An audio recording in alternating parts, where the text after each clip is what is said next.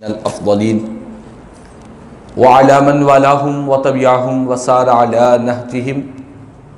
واستنى بسنتهم الى يوم الدين. اما بعد فقد قال الله تبارك وتعالى في شان عظمة حبيبه الكريم: اعوذ بالله من الشيطان الرجيم بسم الله الرحمن الرحيم ان الله وملائكته يصلون على النبي یا ایہا الذین آمنوا صلوا علیہ وسلموا تسلیما. اللہم صلی علی سیدنا مولانا محمد وعلی آل سیدنا مولانا محمد وبارک وسلم صلاۃ و سلاما علیک یا سیدی یا حبیبی یا رسول اللہ صلی اللہ تعالی علیہ وسلم. معزز حاضر محترم سامعین کرام، آئیے کچھ سننے اور سنانے سے قبل ہم اور آپ مل کر انتہائی عقیدت اور محبت کے ساتھ حضور آقا نامدار سرور کون مکہ سارے عالمین کے مختار، مدینے کے تاجدار، مکے کے سردار، سید الابرار جناب احمد مصطفیٰ محمد مصطفیٰ صلی اللہ تعالی علیہ وسلم کی بارگاہ میں ایک مرتبہ محبت اور عقیدت کے ساتھ بآواز بلند درود و سلام کا نذرانہ پیش کر لے. اللہم صلی علی سیدنا مولانا محمد وعلی آل سیدنا مولانا محمد وبارک وسلم صلاۃ و سلاما علیک یا سیدی یا حبیبی یا رسول اللہ صلی اللہ تعالی علیہ وسلم. معزز حاضر محترم سامعین کرام، آج کے ہفتے واری اجتماع میں جو موضوع آج منتخب کیا گیا ہے، اسلام میں دھوکہ دہی کی سخت مذمت. آج ہم اس موضوع پر گفتگو کریں گے جس موضوع پر گفتگو کرنا آج ہم تمام کے لیے انتہائی لازم اور ضروری ہو چکا ہے. آج بہت سے لوگوں میں اور کثیر تعداد میں دھوکہ دہی مسلم معاشرے میں عام ہوتی چلی جا رہی ہے. لوگ ایک دوسرے کو دھوکہ دینے میں اور ایک دوسرے کو بیوقوف بنانے میں اور دوسروں کو دھوکہ دینے میں اپنے لیے بڑی کامیابی سمجھ رہے ہیں. تو ہمارا مذہب اسلام دنیا کا ہر مذہب، دنیا کا ہر قانون دھوکہ دہی کو پسند نہیں کرتا. ہر مذہب میں، ہر قانون میں یہ بات موجود ہے کہ کوئی کسی کو دھوکہ نہیں دینا چاہیے. لیکن ہم مسلمان ہیں، ہم مومن ہیں، ہم کلمہ گو ہیں. بحیثیت مسلمان ہمیں یہ بات جاننا ضروری ہے کہ ہمارے مذہب اسلام میں، قرآن اور حدیث پاک میں، اللہ اور اس کے پیارے رسول صلی اللہ علیہ وسلم کی تعلیمات میں دھوکہ دینے کو کس سختی سے ناپسند فرمایا ہے. اور قرآن کریم میں جب بات اللہ کے کلام قرآن کی آئی،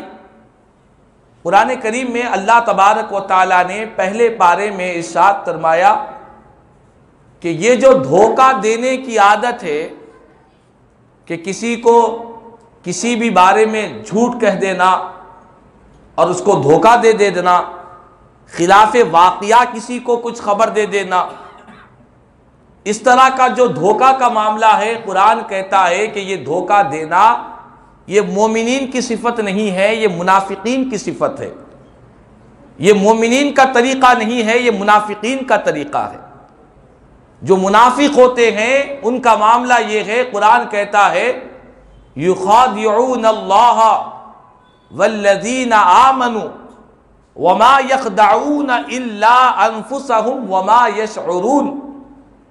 قرآن میں اللہ تعالیٰ فرماتا ہے کہ یہ منافقین یہ اللہ کو دھوکہ دیتے ہیں، حالانکہ اللہ تعالیٰ کو کوئی دھوکہ دے نہیں سکتا. وہ خالق کائنات ہے، مالک دو جہاں ہے، ہر چیز کو جانتا ہے. لیکن اللہ کے رسول کو دھوکہ دینا دراصل یہ اللہ کو دھوکہ دینے کے برابر ہے. جس طرح اللہ کے رسول کی نافرمانی کرنا اللہ کی نافرمانی کرنا ہے، جس طرح رسول پاک کی اطاعت کرنا اللہ کی اطاعت کرنا ہے، اسی طرح رسول پاک کو دھوکہ دینے کی کوشش کرنا دراصل یہ خدا کو دھوکہ دینے کی کوشش کرنا ہے۔ اسی لیے فرمایا کہ یہ منافقین یہ اللہ کو دھوکہ دیتے ہیں اور ایمان والوں کو دھوکہ دیتے ہیں۔ اور رب نے فرمایا کہ یہ جب دھوکہ دیتے ہیں تو ان کے دھوکے سے ہوتا کیا ہے؟ تو رب کا کلام کہتا ہے کہ یہ دراصل اپنے آپ کو دھوکے میں ڈالے ہوئے ہیں، اپنے آپ کو بیوقوف بنا رہے ہیں۔ یہ سمجھ رہے ہیں کہ ہم وقتیہ طور پر کسی کو دھوکہ دے کر جھوٹ کہہ کر ہم کامیاب ہو جائیں گے۔ فرمایا کہ نہیں، دھوکہ دینے والا کبھی کامیاب نہیں ہو سکتا۔ وقتیہ طور پر تو کامیاب ہوگا لیکن انجام کے اعتبار سے وہ کبھی کامیاب نہیں ہو سکتا، وہ ہمیشہ پریشان اور ہمیشہ اس کا انجام برا ہوا کرتا ہے۔ تو یہ دھوکہ دینا یہ مومنین کی علامت نہیں ہے، مومنین کا طریقہ نہیں ہے، یہ منافقین کا طریقہ ہے، اللہ اس کے رسول کے نافرمانوں کا طریقہ ہے، جن سے رب تعالیٰ ناراض ہوتا ہے ان کا طریقہ ہے کہ وہ خدا کے بندوں کو دھوکہ دیا کرتے ہیں۔ ایک حدیث پاک سرکار مدینہ راحت قلب و سینہ صلی اللہ تعالیٰ علیہ وسلم نے ارشاد فرمایا،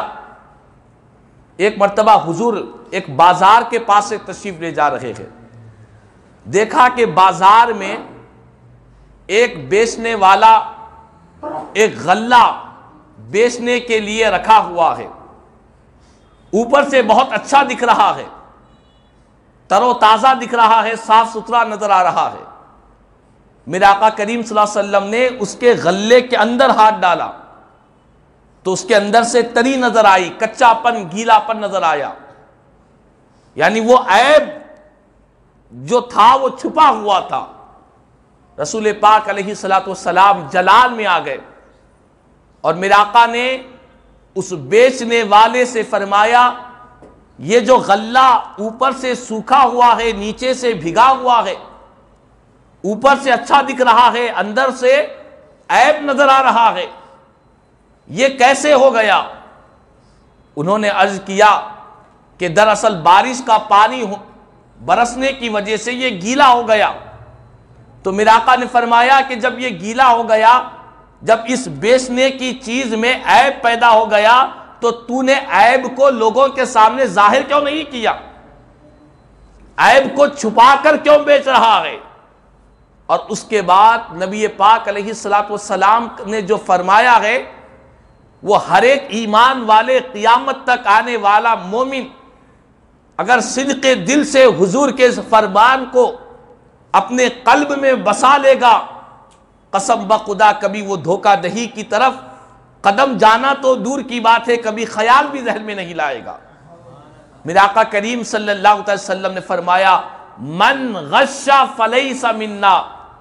حضور نے فرمایا کہ اے سننے والے سن لو کہ جو خدا کی مخلوق کو دھوکہ دیتا ہے کسی بھی معاملے میں، چاہے خرید و فروخت کا معاملہ ہو، چاہے تجارت کا معاملہ ہو، نکاح کا معاملہ ہو، چاہے دنیا کے کسی بھی مسئلے میں، کسی بھی معاملے میں، جو مخلوق خدا کو، خدا کے بندوں کو دھوکے کے ساتھ معاملات کرتا ہے، میرے آقا فرماتے ہیں دھوکہ جو دے اس کا تعلق ہم سے نہیں ہے، اس کا تعلق ہم سے نہیں ہے۔ اس حدیث پاک کی تشریح میں علماء نے بیان کیا کہ یہ اتنی سخت وعید ہے پیارے آقا کی کہ حضور فرما رہے ہیں کہ دھوکہ دینے والے کا تعلق مذہب اسلام سے نہیں ہے، رسول پاک کی تعلیمات سے نہیں ہے، حضور کے راستے سے نہیں ہے۔ مدینے والے آقا فرماتے ہیں اس کا تعلق ہماری صف میں نہیں رہے گا جو خدا کی مخلوق کو دھوکہ دینے لگے گا۔ لیکن آج بڑے افسوس کے ساتھ، بڑی شرم کے ساتھ یہ بات کہنی پڑتی ہے کہ ہمارے معاشرے اور سماج میں دھوکہ دینے والوں میں مسلم قوم بڑی تیزی کے ساتھ آگے بڑھتے ہوئے نظر آ رہی ہے۔ مسلمانوں میں دھوکہ دہیاں بہت زیادہ ہو رہی ہے، کاروبار میں بھی، تجارت میں،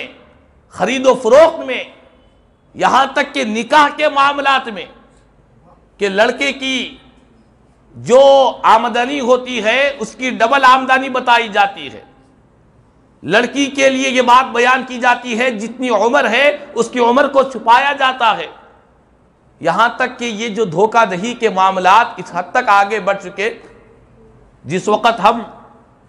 جامعہ نظامیہ میں طالب علمی کے دور سے گزر رہے تھے تو وہاں مفتی صاحب کے پاس چند لوگ آئے اور انہوں نے آ کر یہ کہا کہ ہمارے گھر میں حال ہی میں شادی ہوئی ہے، ہم اس لڑکی کو طلاق دے دینا چاہتے ہیں۔ پوچھا گیا کہ وجہ کیا ہے؟ تو انہوں نے کہا کہ نکاح تو ہم نے کیا لیکن ہمارے ساتھ دھوکہ ہوا ہے، دھوکے کے ساتھ نکاح کیا گیا۔ تو ہم نے پوچھا کہ کیا دھوکہ ہوا؟ کہا کہ جس وقت لڑکی کو ہمارے سامنے گھر والوں نے پیش کیا، لڑکی کے چہرے پر کوئی ظاہری طور پر کوئی داغ کوئی دھبا کچھ نہیں تھا، لیکن شادی کے کچھ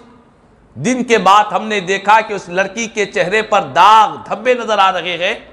لڑکے کو پسند نہیں آ رہا ہے۔ پوچھا گیا کہ تم نے دیکھا کیسے نہیں؟ تو کہنے لگے کہ وہ لوگ کہیں میک اپ کی مقام پر جا کر اس کے داغ دھبوں کو انہوں نے چھپا دیا تھا۔ جو ظاہری طور پر جو بھی اللہ تعالیٰ نے جس کو جیسا بنایا ہے اس میں ہم عیب نہیں نکالنا چاہیے، لیکن دھوکے کے ساتھ ہمارے سامنے لڑکی کو پیش کیا گیا، ہم نے لڑکی کو اپنے لیے مناسب سمجھا، لیکن بعد میں معلوم ہوا کہ اس کے چہرے کے ساتھ میں ایک طریقے سے میک اپ اس انداز میں کیا گیا تھا کہ اس کے سارے داغ دھبے جتنے تھے سب چھپے ہوئے نظر آ رہے تھے۔ ہم نے سمجھا کہ لڑکی ویسی ہی ہے، لیکن گھر آنے کے بعد چند دنوں کے بعد معلوم ہوا کہ یہ پہلے سے ہی چہروں پر داغ دھبے تھے اور لڑکے کو یہ پسند نہیں آ رہے ہیں۔ بہرحال مفتی صاحب نے جو سمجھانا تھا سمجھایا، ان کی تربیت کی، کہا کہ اللہ کی مرضی ہے، اس بارے میں تم طلاق کی طرف نہ جاؤ، لیکن کہنے کا مقصد یہ ہے کہ یہ جو دھوکہ دہی کے معاملات ہیں ہمارے مسلم معاشرے میں ہر جگہ پر ہو رہے ہیں۔ نکاح کے معاملات میں لڑکی کے اندر کوئی عیب ہے ظاہری طور پر چہرے پر جسم کے اندر تو لڑکی والے چھپا کر پیش کر رہے ہیں، لڑکے کے اندر کوئی عیب ہے تو لڑکے والے اس عیب کو چھپا رہے ہیں، عمر زیادہ ہے تو کم بتلا رہے ہیں، آمدنی کم ہے تو زیادہ بتلا رہے ہیں۔ اس طرح دھوکہ دہی نکاح کے معاملات میں، تجارت کے معاملات میں، کاروبار کے معاملات میں، دوستی کے معاملات میں اب حد تو یہ ہو گئی کہ جب سے یہ سوشل میڈیا کا دور نکلا، فیس بک اور جتنے سوشل میڈیا کی جتنی چیزیں ہیں اس میں تو دھوکہ دہی آئے دن اخبارات میں ٹی وی چینلز پر کثرت کے ساتھ دکھائی دے رہے ہیں۔ ماں باپ اولاد کے درمیان میں دھوکہ دہی کے معاملات ظاہر ہو رہے ہیں۔ شادی کے لیے کوئی وعدہ کر رہا ہے کسی لڑکی سے، یا کوئی لڑکی لڑکے سے وعدہ کر رہی ہے، شادی کے بارے میں وعدے ہو رہے ہیں فیس بک کے ذریعے، سوشل میڈیا کے ذریعے، بعد میں عین وقت پر دلہا یا دلہن غائب ہو رہے ہیں۔ اس طرح دھوکہ ہو رہا ہے جس کی وجہ سے معاشرے کے اندر خودکشیاں ہو رہی ہیں، کئی گھرانے تباہ ہو رہے ہیں، برباد ہو رہے ہیں، کئی لوگوں کے دلوں کو ٹھیس پہنچایا جا رہا ہے۔ لیکن یاد رکھ لے، مدینے والے آقا امام الانبیاء آمنہ کے لال رحمت للعالمین صلی اللہ تعالی وسلم نے فرمایا کہ اے دھوکہ دینے والے، یاد رکھ لے کہ جو دھوکہ دیتا ہے کسی کو بھی، خدا کے بندے کو یا بندی کو، خدا کی مخلوق کو، انسانوں کو، اگر کوئی دھوکہ دیتا ہے اس کا تعلق ہم سے نہیں ہے، وہ ہم میں سے نہیں ہو سکتا ہے۔ اور میرے آقا نے یہاں تک فرمایا وَالْمَكْرُ وَالْخِدَاعُ فِي النَّارِ، کہ دھوکہ دہی کرنا، مکر کرنا، اس کا انجام کیا ہے؟ فرمایا یہ دوزخ کی آگ میں داخل ہوں گے، یہ چین سے نہیں رہیں گے، یا دوزخ کی آگ میں داخل ہوں گے، اللہ تعالیٰ انہیں آگ میں داخل کرے گا۔ اسی لیے ہم تمام کو چاہیے کہ ہمارے مسلم معاشرے اور سماج کے اندر ہونے والے نہ ہم دھوکہ دینے والے بنے نہ دھوکہ کھانے والے بنے۔ میرے آقا کریم صلی اللہ علیہ وسلم نے فرمایا کہ مومن کی شان یہ ہے کہ نہ وہ کسی کو ضرر دیتا ہے نہ کسی کا ضرر پاتا ہے، نہ ظلم کرتا ہے نہ ظلم سہتا ہے۔ تو اسی طرح نہ ہمیں دھوکہ دینا ہے نہ دھوکہ کھانا ہے، چونکہ موجودہ حالات اس حد تک آگے بڑھ چکے ہیں کہ لوگ خیال بھی نہیں کر سک رہے ہیں کہ اس بارے میں بھی دھوکہ ہو سکتا، اس بارے میں بھی ہمارے ساتھ دھوکہ دہی ہو سکتی ہے۔ کسی بزرگ کا ایک شعر مجھے یاد آ رہا ہے، انہوں نے فرمایا تھا کہ لباس خضر میں یہاں ہزاروں رہزن پھرا کرتے ہیں۔ لباس خضر، خضر کیا ہے؟ حضرت خضر علیہ السلام جو نیکوکاروں کو راستہ دکھاتے ہیں، جو اللہ کے نیک بندوں کے پاس آیا کرتے ہیں۔ حضرت خضر علیہ السلام، موسیٰ علیہ السلام کا واقعہ قرآن میں مشہور ہے، وہ لباس خضر میں یہاں ہزاروں رہزن پھرتے ہیں، یعنی دیکھنے میں تو ایسے نظر آتے ہیں کہ یہ شخص تو دھوکہ نہیں دے سکتا، یہ تو اچھا نظر آ رہا ہے، نیک آ رہا ہے، شریف نظر آ رہا ہے، صاف دل کا دکھائی دے رہا ہے، اس کی انداز، اس کی گفتگو اور اس کا معاملہ بہتر دکھ رہا ہے، اس کا لباس عمدہ نظر آ رہا ہے۔ لیکن وہ بزرگ فرماتے کہ نہیں،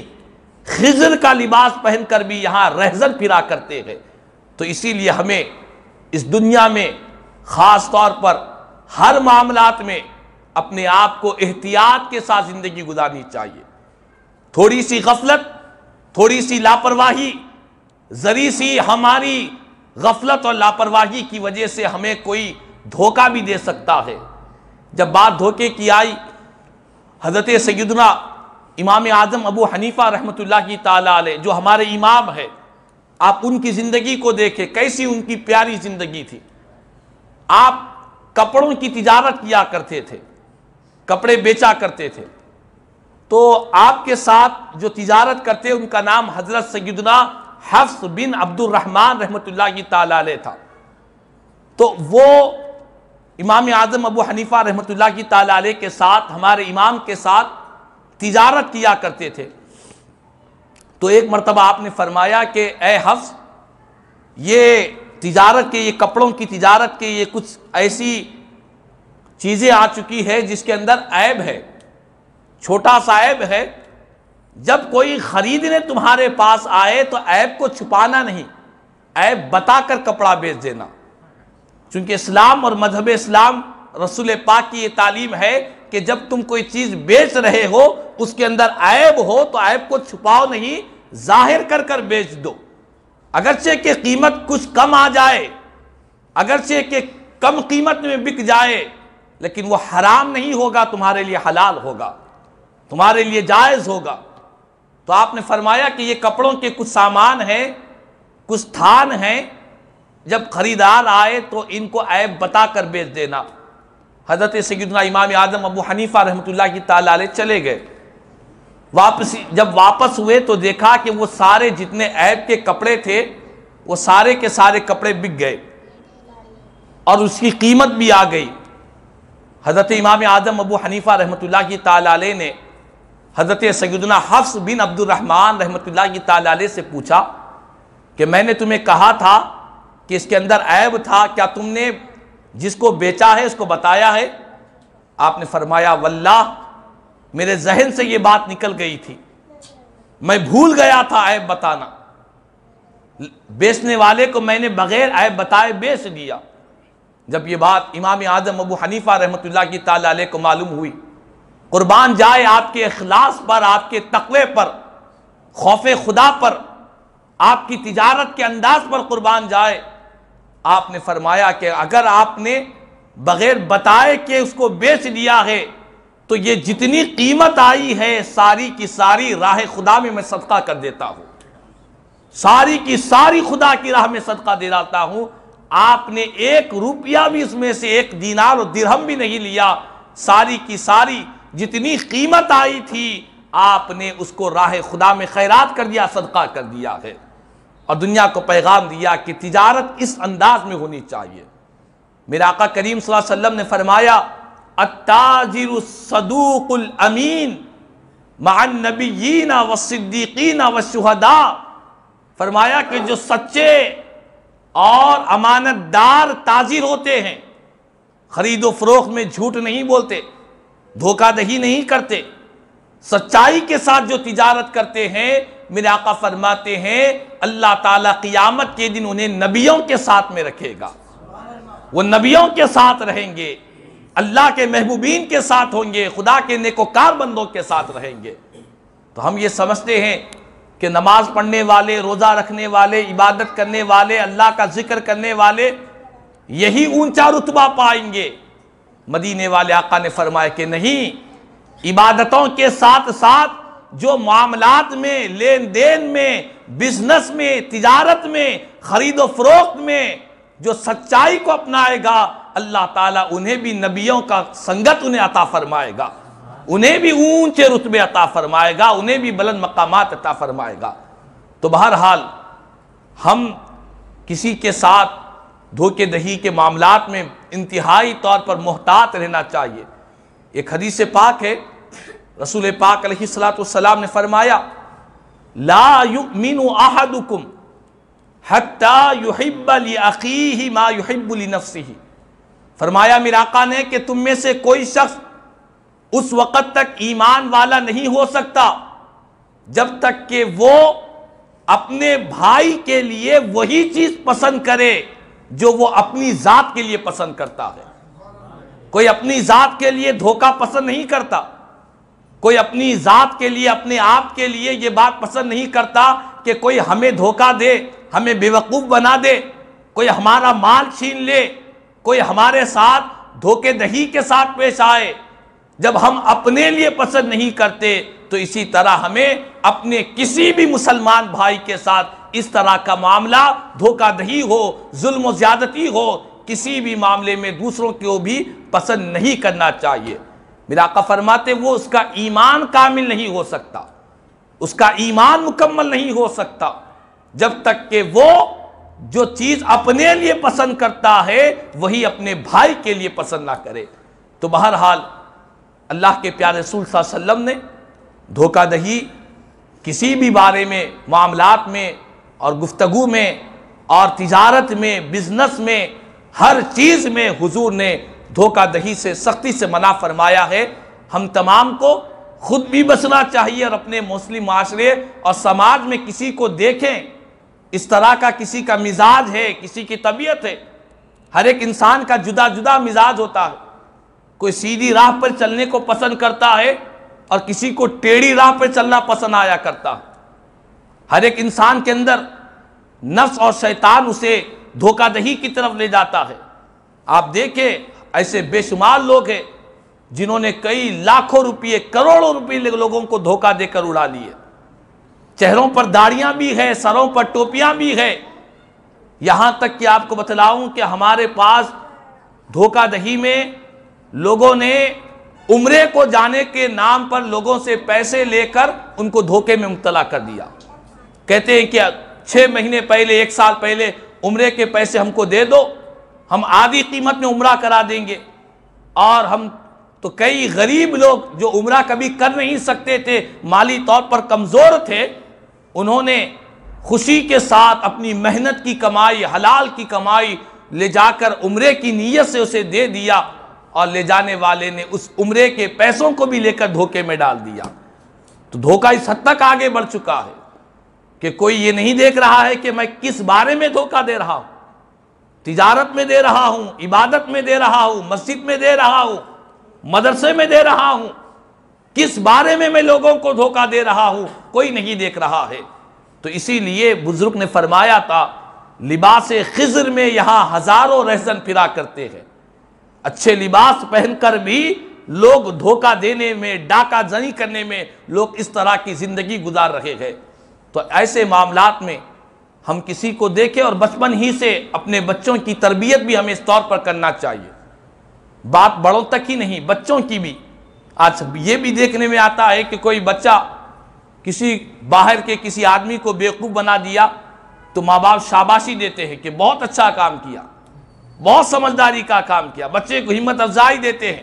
کہ اس کو بے وقوف بنا دیا، فلاں آیا تھا اس نے اس کے ساتھ ایسا کر دیا، بچے کو اور ہمت ہوتی ہے کہ میرے ماں باپ میرے اس عمل سے بہت راضی ہے، وہ بڑھ چڑھ کر اور دھوکہ دہی اور غلط سلط کاموں میں پڑ جایا کرتا ہے۔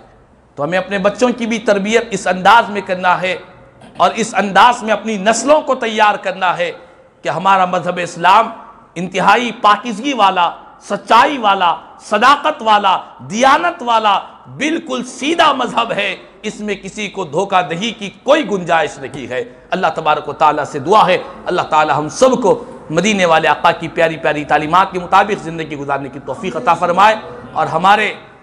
اس معاشرے کو مولا تعالیٰ دھوکہ دہی سے، ظلم و زیادتی سے اور اسلام کے خلاف جو راہیں چل رہے مولا ان تمام چیزوں سے ہم سب کی حفاظت فرمائے۔ کہنے سننے سے زیادہ مجھے اور ہم تمام کو عمل کی توفیق عطا فرمائے۔ آمین ثم آمین۔ الحمدللہ رب العالمین وما علینا الا البلاغ۔